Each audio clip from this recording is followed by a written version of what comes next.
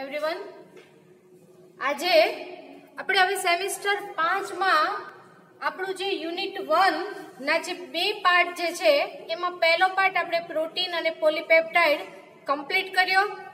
હવે આપણે એનો જે બીજો પાર્ટ જે છે યુનિટ 1 માં જે પાર્ટ બી છે વિટામિન્સ અને હોર્મોન્સ, તો આજે આપણે એ શરૂ કરીશું। તો સૌપ્રથમ વિટામિન્સની અને હોર્મોન્સની પ્રારંભિક ઇન્ટ્રોડક્શન આપવાની છે કે વિટામિન અને હોર્મોન્સ એટલે શું।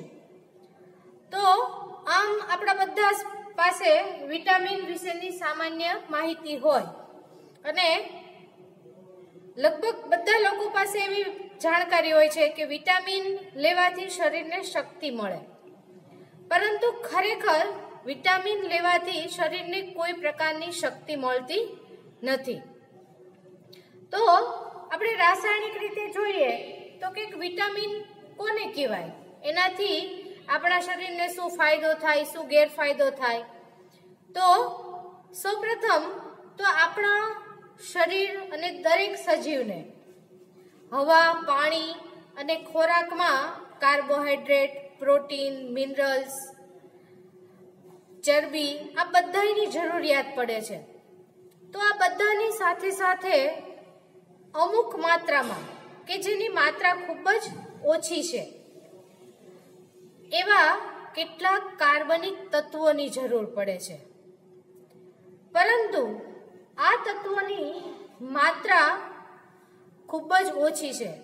જેમ કે આપણા શરીરમાં અથવા આપણા ખોરાકમાં આપણે કાર્બોહાઈડ્રેટ તરીકે રોટલી અને ભાત જે ખાતા હોઈએ તો કે 2-3 રોટલી ખાતા હોઈએ, ભાત 1 વાટકી ખાતા હોઈએ, તો એની જરૂર આટલી બધી નથી, પરંતુ બહુ ઓછી છે, પરંતુ એનું કાર્ય ઘણું વધારે છે। તો કે શું? તો કે પ્રોટીનમાંથી આપણા શરીરને પોષણ મળે છે અને જેના દ્વારા શરીરનો વિકાસ અને વૃદ્ધિ બરોબર થાય છે। તો કે હોર્મોનનું શું કાર્ય છે? તો કે હોર્મોન આપણા શરીરના અવયવોનું અને આપણી બધી જ રાસાયણિક ક્રિયાઓનું નિયમન કરે છે। આમ જોઈએ તો બંનેનું કાર્ય સરખું છે અને બીજી રીતે જોઈએ તો અલગ છે। તો કે કેવી રીતે? તો કે વિટામિન જે છે એ આપણે આપણા ખોરાક દ્વારા શરીરની બહારથી લેવા પડે છે। ફક્ત વિટામિન ડી જ એક એવું છે કે જે સૂર્યપ્રકાશ દ્વારા આપણા શરીરની અંદર એની જાતે ઉત્પન્ન થાય છે। બાકી બધા જ વિટામિન આપણે કાં તો કુદરતી રીતે અથવા તો ટેબ્લેટ દ્વારા આપણે રાસાયણિક રીતે આપણા શરીરની બહારથી લઈએ છીએ। જ્યારે હોર્મોન જે છે એ આપણા શરીરમાં આવેલ જુદી જુદી ગ્રંથિઓમાંથી સ્ત્રાવ રૂપે વહે છે, જેનું નિયમન અને સંચાલન એક રીતે જોઈએ તો વિટામિનની આડમાં થાય છે। જો વિટામિનની માત્રા સરખા પ્રમાણમાં અને સરખી રીતે હોય તો આપણા શરીરનું પોષણ અને વિકાસ અને વૃદ્ધિ બરોબર થાય, અને જો આ બરોબર આપણને મળતું હોય તો જે હોર્મોનિકલ આપણી જે ગ્રંથિઓ છે એમાંથી જે જુદા જુદા સ્ત્રાવ વહે એનું નિયમન બરોબર થાય। પરંતુ જો આ બેમાંથી એમાં ગડબડ ઊભી થાય તો આપણા શરીરનું સંચાલન બગડે છે। તો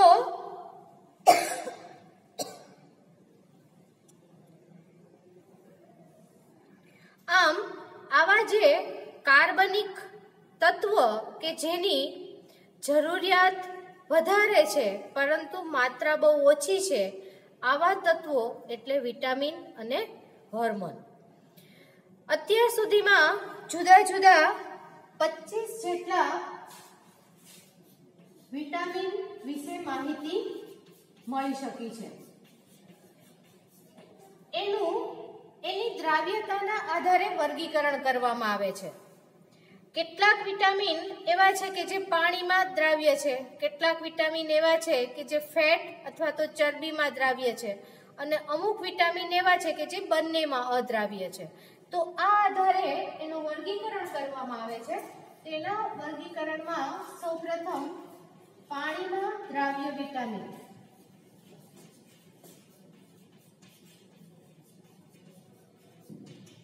તો વિટામિન સી અને vitamin B complex. Vitamin B complex કે જેની અંદર vitamin B1, B2, B6, B12 બધા જ આવી ગયા. આ બધા જ વિટામિન્સ પાણીમાં દ્રાવ્ય છે.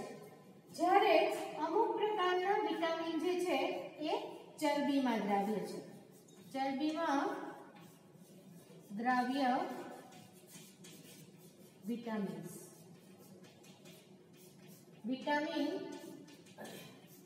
A, E, D અને K આ 4 વિટામિન જે છે એ ફેટ સોલ્યુબલ છે. જ્યારે વિટામિન H પાણી અને ચરબી બંનેમાં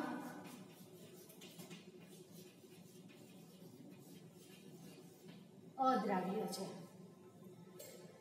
એટલે અમુક વિટામિન એવા હોય કે જે જરૂર કરતા વધારે લેવામાં આવે તો જે આપણા યુરિન મારફતે શરીરમાંથી બહાર નીકળી જાય. અમુક વિટામિન જે ફેટ સોલ્યુબલ હોય એ આપણા શરીરમાંથી ઇઝીલી રીતે બહાર નીકળી શકે નહીં. અને વિટામિન H એ બંનેમાં અદ્રાવ્ય છે કે જેથી આનો આપણા શરીરમાં સંગ્રહ થયેલો રહે. હવે આમ જોઈએ તો વિટામિનનું કાર્ય કેટાલિસ્ટ જેવું છે. મેં અગાઉ તમને સમજાવ્યું એ પ્રમાણે વિટામિન દ્વારા આપણા શરીરને શક્તિ નથી મળતી, પણ એનું કામ કેટાલિસ્ટ જેવું છે કે જેની હાજરીથી આપણા શરીરનું નિયમન અને સંચાલન સરખું થાય. જેની હાજરીથી બધી હોર્મોનેકલ ક્રિયાઓ, આપણી સાધારણ દેહધાર્મિક ક્રિયાઓ બધી સારી રીતે ચાલી શકે. એટલા માટે વિટામિન આપણે રાસાયણિક રીતે અથવા તો કેમિસ્ટ્રીની ભાષામાં જોઈએ તો એ કેટાલિસ્ટ જેવું કાર્ય કરે છે. આ ખાલી વિટામિન અને હોર્મોનની સામાન્ય પ્રસ્તાવના થઈ, જે લગભગ પૂછાતું નથી, પરંતુ કદાચ 3-1 માર્કમાં વિટામિન્સ એટલે શું એની સામાન્ય, વિટામિન્સ અને હોર્મોન્સ એટલે શું એની સામાન્ય સમજણ આપો, પ્રસ્તાવના આપો, તો આમાં તમે તમારી રીતે બીજી કોઈ રીતે ફાઇન્ડ કરીને પણ આ ઇન્ટ્રોડક્શન કોઈ પણ તમે જુદી જુદી રીતે લખી શકો છો. હવે આપણે આ ટોપિકમાં 2 વસ્તુ મેઇન ભણવાની છે, વિટામિન A અને વિટામિન C. આ બંનેના બંધારણ પુરવાર કરો અને એનું સંશ્લેષણ આપો. આ 2 મેઇન છે. આપણી અગાઉની જે પેપર સ્ટાઇલ જે છે એ પ્રમાણે આપણે જોઈએ તો લગભગ આપણા પેપરમાં વિટામિન A કે C નું બંધારણ પુરવાર કરો એ 2 માંથી એક હોય, અથવા તો વિટામિન A કે C નું સંશ્લેષણ એ હોય. એમ વિટામિનના 2 મોટા ક્વેશ્ચન આ ટોપિકમાંથી કમ્પલસરી હોય જ છે. એટલે આ આપણું ટોપિક અગત્યનું છે. બહુ નાનું ટોપિક છે પણ જેની અગત્ય વધારે છે. તો આપણે આમાં 2 વસ્તુ શીખવાની છે. તો સૌપ્રથમ આપણે વિટામિન A વિશે શરૂ કરીશું કે વિટામિન A નું બંધારણ પુરવાર કરતા વૈશ્લેષિક પુરાવાઓ આપો. કોઈ પણનું આપણે બંધારણ સાબિત કરીએ તો સૌપ્રથમ એનું કોઈ દિવસ બંધારણીય સૂત્ર ન આવે, જે આપણે પ્રૂવ કરવાનું છે, એટલે જે સૌથી છેલ્લે આવે. તો એનો ક્વેશ્ચન છે કે વિટામિન A નું બંધારણ પુરવાર કરતા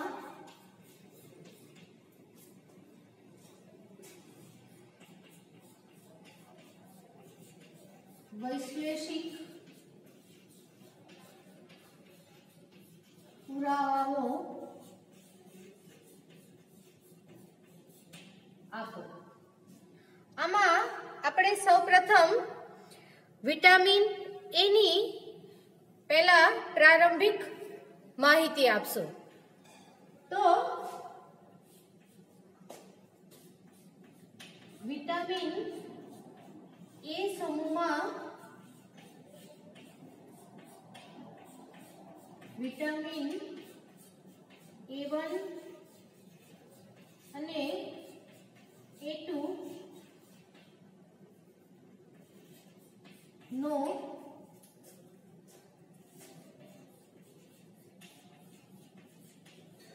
સમાવેશ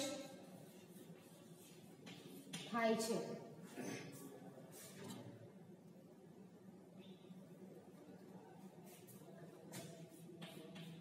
વિટામિન એ આપણા શરીરમાં મુક્ત સ્વરૂપે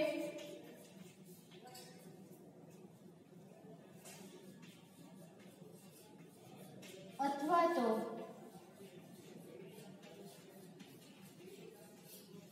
પામિટિક એસિડ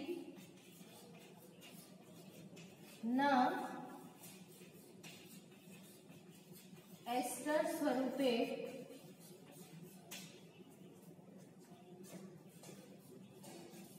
મળી આવે છે. વિટામિન એ ના મુખ્ય પ્રાપ્તિ સ્થાનમાં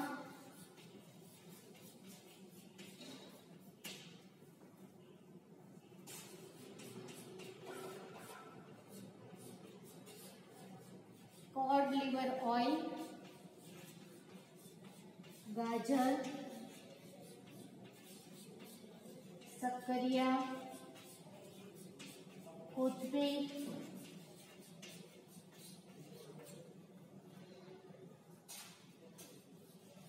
દૂધ, માખણ વગેરે છે. વિટામિન એ ની વિશિષ્ટતા એ છે કે જો તે જરૂર કરતા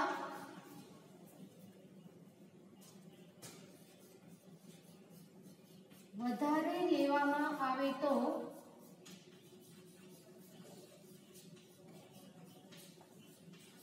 તેનો આપણા શરીરમાં સંગ્રહ થાય છે.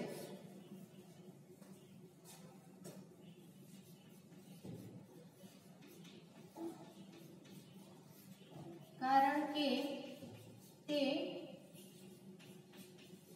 ફેટ સોલ્યુબલ વિટામિન છે. આમ એની હજી સામાન્ય માહિતી છે કે મુખ્ય એના બે સ્વરૂપ છે, વિટામિન A1 અને A2.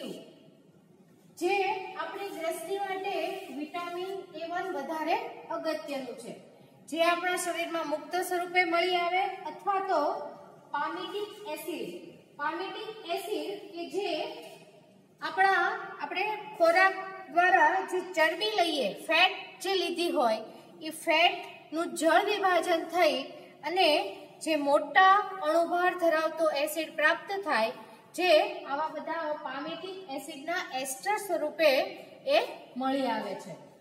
જે મુખ્યત્વે દૂધ, શક્કરિયા, કોથમરી, cod liver oil, ગાજર એ બધામાંથી આપણને મળતું હોય છે. બીજું જે હમણાં આપણે કીધું એ પ્રમાણે કે જો એનું વધારે આપણે માત્રા લઈ લીધી હોય તો એનો કોઈ ગેરફાયદો નથી, પરંતુ રહેલું રહે, કારણ કે એ ફેટમાં સોલ્યુબલ છે, પાણીમાં દ્રાવ્ય નથી કે જેથી કે આપણા શરીરની બહાર નીકળી જાય અને જરૂર પડે ત્યારે એનો ઉપયોગ થઈ શકે છે. આ સામાન્ય થયું. હવે આપણે રાસાયણિક દ્રષ્ટિએ જોઈએ તો રાસાયણિક દ્રષ્ટિએ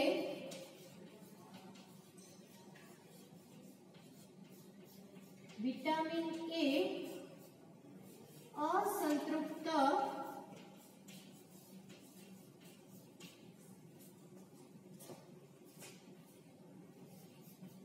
प्राथमिक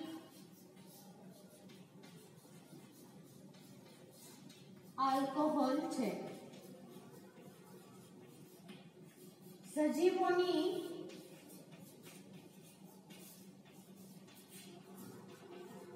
દ્રષ્ટિ માટે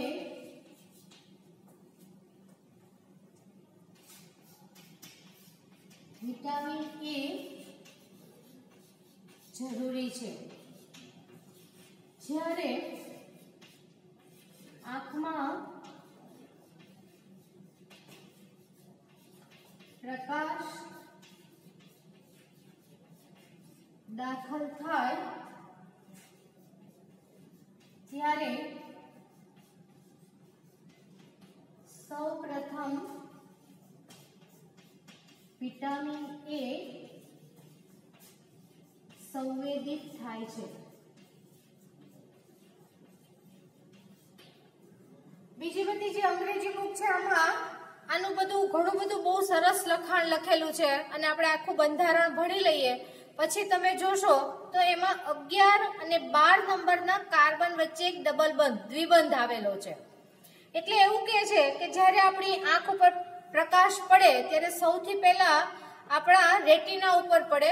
રેટિનામાં પણ 2 પ્રકારના કોષ હોય, એમાંથી જે બીજા જે કોષ હોય છે એ સૌપ્રથમ વધારે સંવેદિત હોય છે અને ઈ ટૂંકમાં જે મેં કીધું કે 11 અને 12 નંબરના કાર્બન વચ્ચે જે ડબલ બોન્ડ હોય એનું સિસ થી ટ્રાન્સમાં રૂપાંતર થાય અને સાથે સાથે રેટિનોલ જે આપણે વિટામિન એનું બીજું નામ જે છે એ રેટિનોલ એટલે કે પ્રાથમિક આલ્કોહોલ જે છે એનું રેટિનાલમાં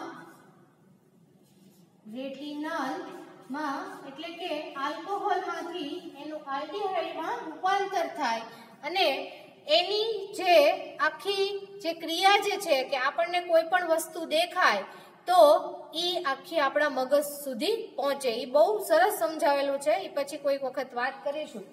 તો ત્યારે સૌપ્રથમ વિટામિન એ સંવેદિત થાય છે અને રેટિનોલનું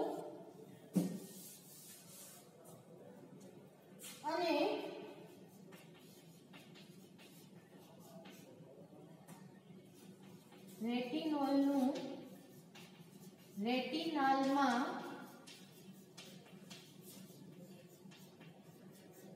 રૂપાંતર થાય છે. આમ આપણે આંખ માટે વિટામિન એ બહુ અગત્યનું છે. હવે આપણે આપણા કેમિસ્ટ્રીના બેઝ ઉપર એનું બંધારણ સાબિત કરવાનું હોય તો તમે સેમેસ્ટર 3માં અને એમાં પણ ભણેલા છો કે બંધારણ સાબિત કરવાનું હોય તો સૌપ્રથમ તો આપણે એનું અણુસૂત્ર જાણવું પડે અને એ અણુસૂત્ર ઉપરથી એની અંદર કેટલા કાર્બન આવેલા છે, કેટલા હાઇડ્રોજન આવેલા છે, કેટલા ઓક્સિજન આવેલા છે એ આપણને ખબર પડે અને પછી ધીમે ધીમે સ્ટેપ બાય સ્ટેપ એમાં આવેલ ઓક્સિજન કયા સ્વરૂપે રહેલો છે, એમાં કેટલા ડબલ બોન્ડ આવેલા છે, એમાં કેટલા ચક્ર આવેલા છે, આવી બધી આપણે સ્ટેપ બાય સ્ટેપ એમાં સાબિતી કરવાની હોય. તો એનું સૌથી પહેલું પોઈન્ટ આવશે બંધારણ સાબિત કરવાનું કે વિટામિન એ નું અણુસૂત્ર C20H30O છે.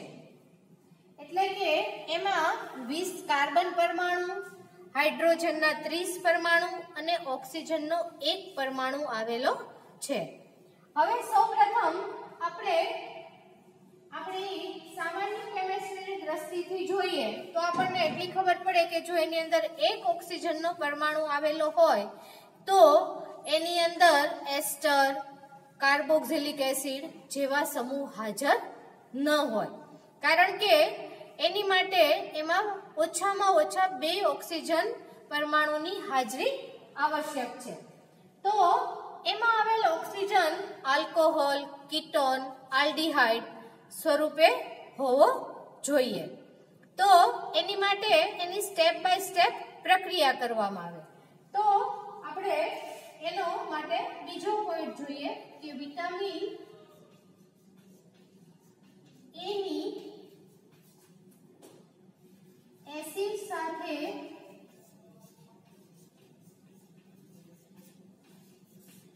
પ્રક્રિયા કરતા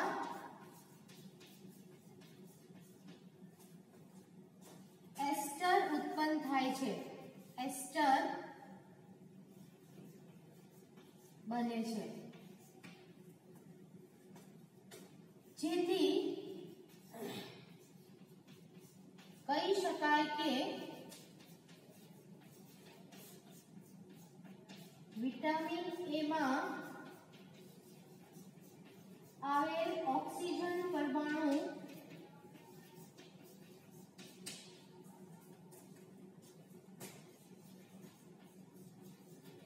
આલ્કોહોલીય OH સમૂહ તરીકે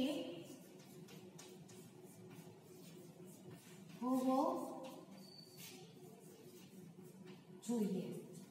તો આપણે 2 પોઈન્ટ ભણ્યા. સૌથી પહેલા એનું અણુસૂત્ર કીધું.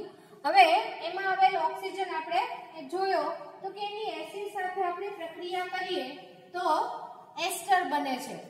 તો આ જે ઓક્સિજન પરમાણુ જે છે એ આલ્કોહોલીય OH સમૂહ તરીકે હોવો જોઈએ. હવે આલ્કોહોલીય OH કે જે આપણે તમે લોકો બધા જાણો છો કે ઈ પ્રાથમિક એટલે કે પ્રાઇમરી હોય, સેકન્ડરી હોય અને ટર્સરી પણ હોય. તો કે આ ઈ નક્કી થઈ ગયું કે ઓક્સિજન આલ્કોહોલિક OH સ્વરૂપે છે, પણ સાથે સાથે એ પણ નક્કી કરવાનું કે ઈ પ્રાઇમરી, સેકન્ડરી કે ટર્સરી કયા સ્વરૂપે હાજર છે. તો એની માટેની એની પછીની પ્રક્રિયા આપણે કરીએ કે આ જે આલ્કોહોલિક OH જે છે ઈ કયા સ્વરૂપે આવેલો છે અને આના ઉપરથી આપણે એનું સ્થાન પણ નક્કી કરી શકીએ કે ભાઈ સેકન્ડરી OH હોય તો ઈ હંમેશા કોઈ પણ શૃંખલામાં વચ્ચેના ભાગમાં હોય, ટર્સરી હોય તો એ પણ શૃંખલામાં મધ્યમાં હોય. જ્યારે પ્રાથમિક આલ્કોહોલ એટલે કે પ્રાઇમરી આલ્કોહોલ હોય તો ઈ હંમેશા કોઈ પણ કાર્બન શૃંખલાના છેડે હોય. તો એ પણ આપણે નક્કી કરી આના ઉપરથી નક્કી કરી શકાય કે આ OH સમૂહનું સ્થાન કઈ જગ્યાએ હશે. તો એના માટેની આપણે ત્રીજી પ્રક્રિયા જોઈએ.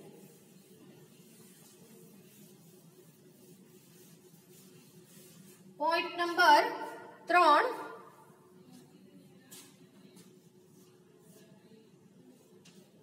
વિટામિન એ નું મન ઓક્સિડેશન કરતા તેટલા જ કાર્બન વાળો કાર્બન પરમાણુ ધરાવતો આલ્ડીહાઇડ પ્રાપ્ત થાય છે. અહીંયા જે મેં આ શબ્દ લખ્યો કે તેટલા જ કાર્બન પરમાણુ વાળો, તો આના ઉપરથી પણ ઘણું નક્કી. જો કીટોન હોય, કીટોન હાજર હોય અથવા તો સેકન્ડરી હાજર હોય આલ્કોહોલ, તો એટલા કાર્બન પરમાણુ જે આપણે મૂળભૂત કાર્બન પરમાણુ હોય એની કરતા કાર્બન પરમાણુ ઓછા મળે ત્યારે અહીંયા એટલા જ કાર્બન વાળો આલ્ડીહાઇડ પ્રાપ્ત થાય છે, જે સૂચવે છે કે વિટામિન એ માં આવેલ આલ્કોહોલીય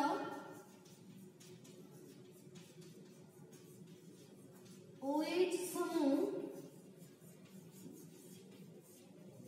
પ્રાથમિક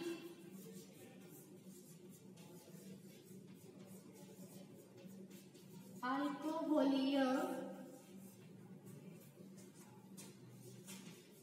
સમૂહ એટલે કે CH2OH સમૂહ પ્રાથમિક આલ્કોહોલીય સમૂહ તરીકે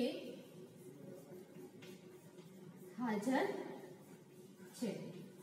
હવે હમણાં જેમ કીધું કે જો સેકન્ડરી કે ટર્શરી આલ્કોહોલ હોય તો એ હંમેશા શૃંખલાના મધ્ય ભાગમાં હોય, પરંતુ જો પ્રાથમિક આલ્કોહોલ સમૂહ એટલે કે CH2OH સમૂહ તરીકે હાજર હોય તો હંમેશા શૃંખલાના છેડા ઉપર હોય। કોઈ પણ જે આપણી આખી કાર્બન શૃંખલા હોય કાં તો એના શરૂઆતમાં કાં તો ટૂંકમાં કોઈ પણ એના એક છેડા ઉપર આ સમૂહ હાજર હોય। પ્રાથમિક આલ્કોહોલ સમૂહ એટલે કે CH2OH હંમેશા કાર્બન શૃંખલાના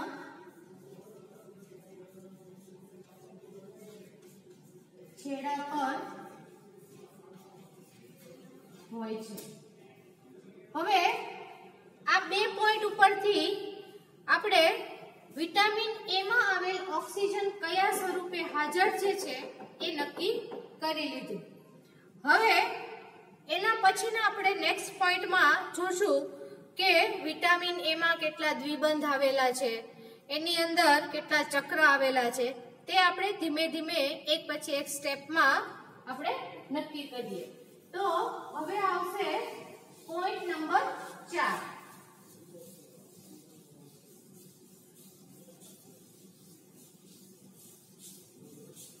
હવે વિટામિન એ નું આપણે પ્લેટિનમ ઉદ્દીપકની હાજરીમાં હાઇડ્રોજનેશન કરીએ તો એની અંદર હાઇડ્રોજનના પરમાણુ એડ થાય છે। કે એડ ક્યારે થાય તો કે એની જો એના અણુમાં અસંતૃપ્તતા હોય તો આ અસંતૃપ્તતા કયા પ્રકારની છે, કેટલી છે, એની માટે point number 4 number vitamin A નું પ્લેટિનમ ઉદ્દીપકની હાજરીમાં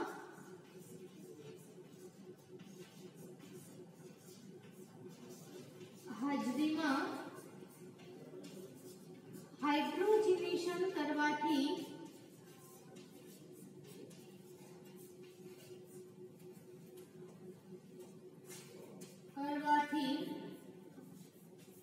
પાંચ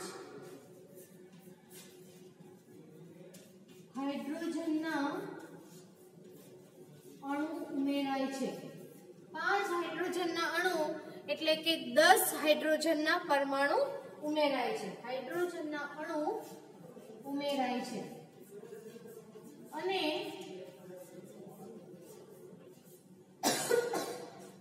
પર hydro vitamin A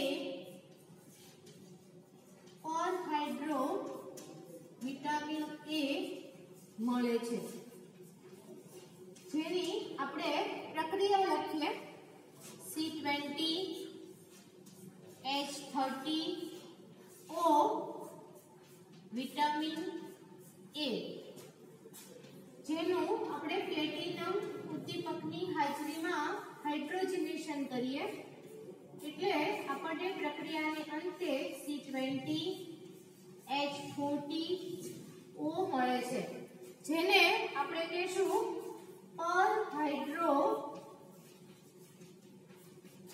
vitamin A. તો આ પ્રક્રિયાને આધારે જેથી આપણે નક્કી કરી શકીએ કે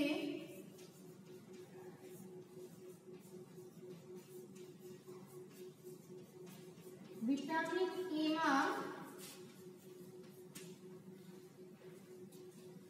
5 દ્વિબંધ આવેલા હોવા જોઈએ। તો કે આ પ્રક્રિયા ઉપરથી એની અંદર 5 હાઇડ્રોજનના અણુ ઉમેરા અને આપણને પર હાઇડ્રો વિટામિન એ મળ્યું કે જેના ઉપરથી આપણે કહી શકીએ કે જે વિટામિન એ નું બંધારણીય સૂત્ર જે છે એની અંદર કુલ 5 દ્વિબંધ આવેલા હોવા જોઈએ। હવે આ દ્વિબંધ એકાંતરિક આવેલા છે, ચક્રમાં આવેલા છે, ચક્રની બહાર એ પછી નક્કી કરવા, પરંતુ સાથે સાથે આ જે પ્રક્રિયા કરી એના ઉપરથી આપણે બીજી પણ એક આપણે શક્યતા નક્કી કરી શકશું। તો જે આપણે જોઈએ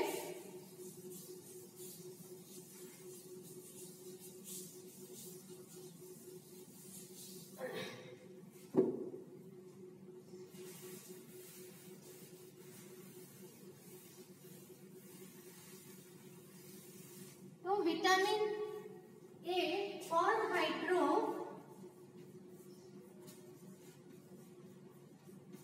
વિટામિન એ નું અણુસૂત્ર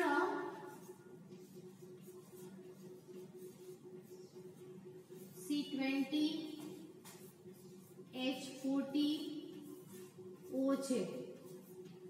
આ એનું ઓક્સિજન વાળું અણુસૂત્ર છે, પણ જો ફક્ત એનું હાઇડ્રોકાર્બનનું આપણે અણુસૂત્ર લેવાનું હોય તો શું થાય C20H40, પરંતુ તેના હાઇડ્રોકાર્બનનું અણુસૂત્ર C20H40 થાય, જે CnH2n હાઇડ્રોકાર્બનના અણુસૂત્ર સાથે બંધ બેસે છે।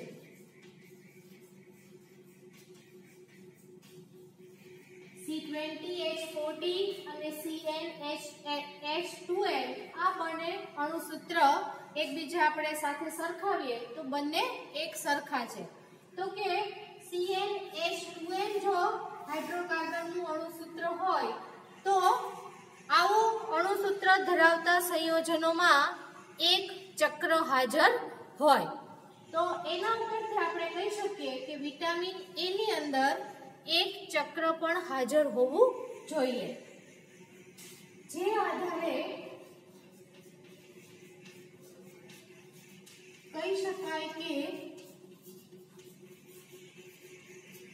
વિટામિન એ ના બંધારણમાં